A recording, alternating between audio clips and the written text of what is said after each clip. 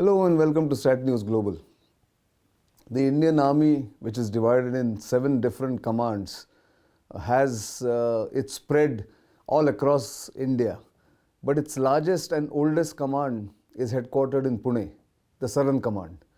I had an occasion to interview the Southern Army Commander, Lieutenant General A.K. Singh, who, among other things, spoke about how the Southern Command houses most of the Category A training institutions for the Indian Army, from the National Defence Academy at the junior most level, even before people or officers get commissioned into the Indian Army, to other technical and technological institutes like the Millet or the CDM in Hyderabad.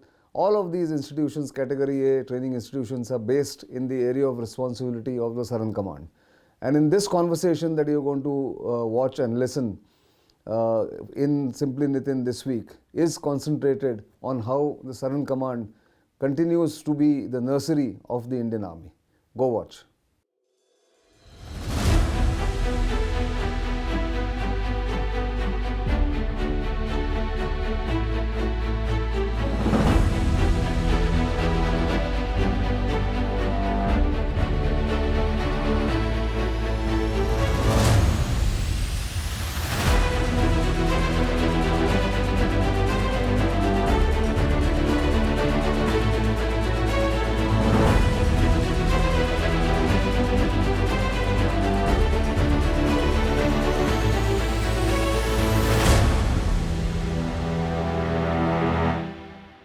In this special broadcast, I am joined by India's Southern Army Commander, Lieutenant General A.K. Singh, who is based out of his headquarters in Pune. And we are at the Pune War Memorial, where we are going to talk to General Singh about the Southern Army's contribution to nation building, about what the Army does and what are the security issues that he needs to tackle in case the balloon goes up, and all other attendant issues. So welcome to this program. Thank you. General. Thank you, Nitin. Thank you for giving us time and allowing us to use this premises of the I War think Memorial. this premise itself is very symbolic. Yes. Very symbolic. Yeah. So in fact, this looks magnificent in the sense Southern Army is such a vast area. It's one of the biggest commands of the army. It is. In fact, it's a privilege to be the Southern Army Commander. Right. Because it is not only the largest, Right. but it is also the oldest command. That's right. So it was raised on 1st of April 1895. Oh my God. And okay. since then it has stayed here. It stayed here. For a very brief period, about 1919, it moved to Bangalore. Mhm. And after that it has again It's come back again. It has again come back. So about 41% of the Indian landmass. Right. That's where Southern Command, it all encompasses the boundary of the Southern Command. We have about 11 states and 4 union territory. That itself is a very huge challenge. Huge. In fact, it's the peninsular India, you can The actually entire say. peninsular Yeah, India. Right. And it not only has land boundaries with the neighbors, but also maritime boundaries. In Maritime. many That cases. also we got to be careful, and it has its own challenges. Right. It has its own challenge in the sense the HADR. Right. Because a massive area, huge area, we got to coordinate with all the state. Sure. But I think there are great SOPs in place.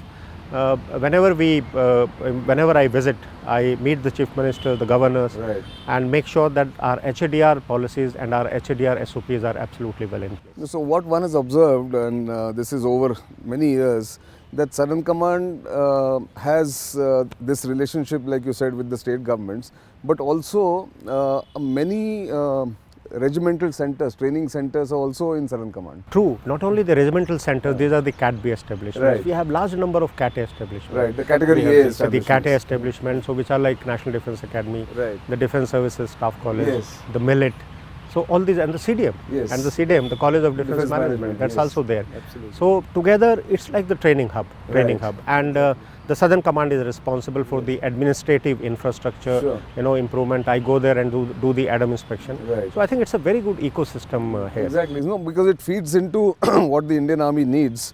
But that, of course, is your, if I may use the word, secondary job. But then it also becomes a very important, I would say it's very pivotal. It is. Because this is the nursery. Sure. And from here, the soldiers, the officers gets empowered. Right. So we take it very serious. Absolutely. As to how we can, whatever we can do, whatever is in our capacity Yes. to make things improve there, to make sure that administratively, whatever is required is given to them. True.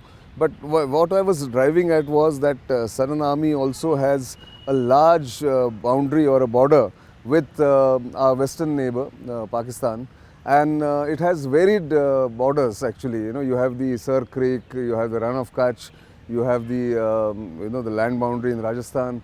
So, what are your thoughts on how you have to be careful about what you do as far as security is concerned? I think what you have raised is a very important issue, because we are blessed to have different kind of terrain like desert. So we have the desert terrain, and the border, like you said, is about 1200 kilometers to be precise. Right. And there are two states, that is the Rajasthan and Gujarat, where the border is.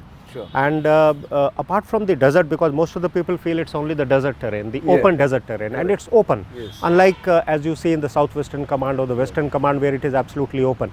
Here, the maneuverability is there, the space is there. Right. So in case of a conflict, Yes. that's where the space exists. That's where the maneuver will take Correct. place. But coming back to your point per se, this different type of terrain definitely places a lot of challenges on us.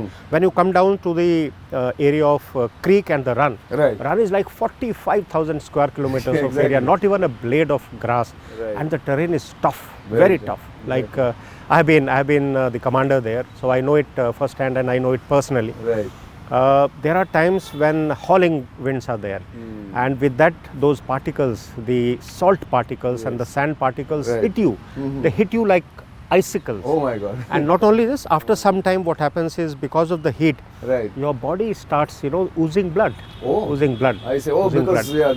the The salt really eats into your skin, skin, and it also has a connotation on the equipment, the maintenance of the equipment. See, this is extremely important point, because normally people know about the effect of terrain and weather in Siachen or high altitude, but people don't know so much about what happens in desert or Desert even itself. run, Absolutely. like you mentioned. So, and run is about 45,000 square, very different area. Right. The going conditions, they can vary from from kilometer to kilometer.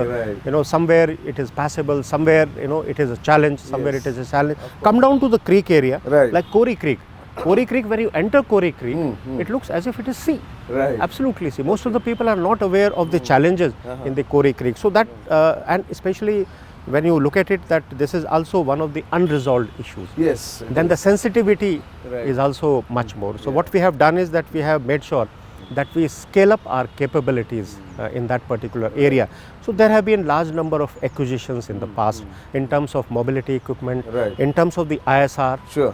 Since it is still unresolved, we got to be aware as to what's Exactly. happening on the alertness has to the be much alertness higher. has to be there. The alertness has to be Yeah. there. Yeah. So a lot of action has been taken, and today I can assure you that we are very well prepared Right.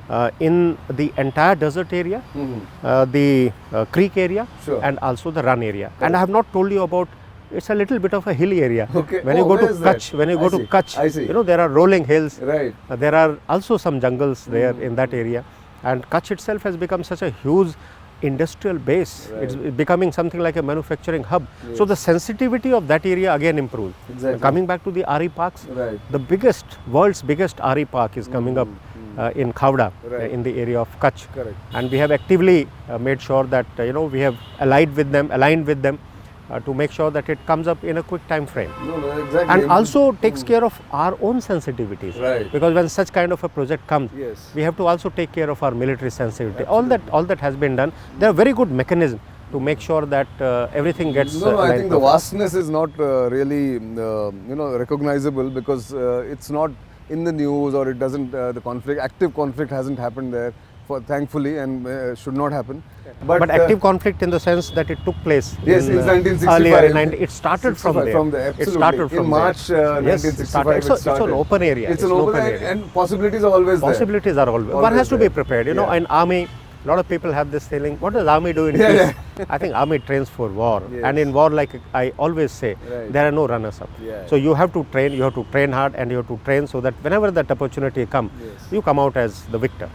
Absolutely. No, I agree. So, talking about ISR and the improved, alertness, technology is now the, available technology is enable you to do all that. So, how is the Southern Army in keeping with the overall image or overall planning doing the technology absorption as far as ISR issues are concerned? I think that's a very important point that you have raised, because if you see what's happening in Russia, Ukraine, Yes. what happened in Israel, Hamas, Right. I think both the technology and the HR both are extremely important. Correct. You know, on one end in Russia-Ukraine war, we have seen that the technology becomes absolutely imperative. Yes. And it is not that you can only rely on the modern technology. I think it's a mix.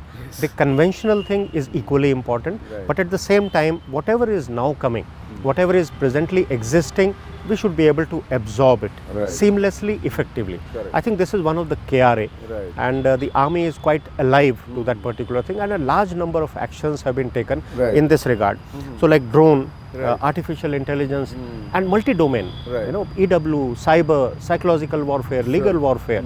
So I think it's just increasing. The complexity is increasing. Exactly. Complexity. And keeping with that, I think your training also is changing in that sense. You know, your threshold of technology absorption of your soldiers and True. officers. So I think again you raised a very important point.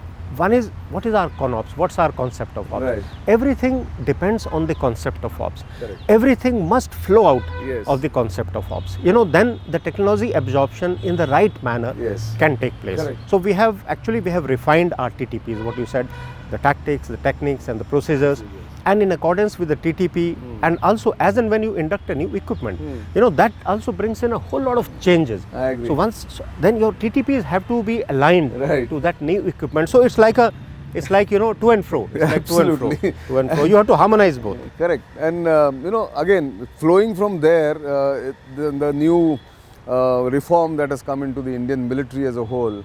I mean, the eventual aim is about theaterization, but right now I was speaking to the Chief of Defence Staff, and he was talking about 8 or 9 verticals about jointness, integration, and how that base will lead to the edifice being erected in the future.